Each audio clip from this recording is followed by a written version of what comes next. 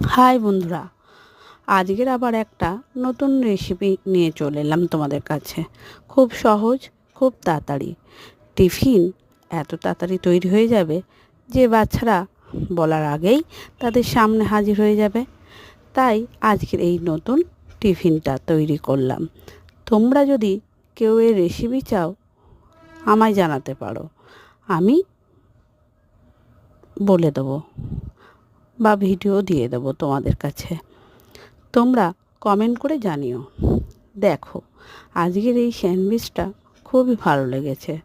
একটু চিজ দিয়ে তৈরি করেছে, খুবই খুবই ভালো লাগছে।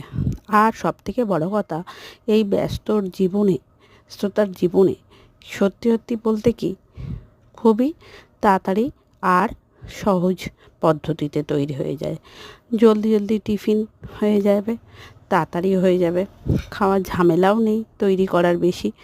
মাখড়ে রুটির মতন মাখড়ে বেলড়ে সেই ঝামেলাও থাকবে না। আজকের এই পর্যন্তই থাক, বাকি আবার পরে। Tata, by.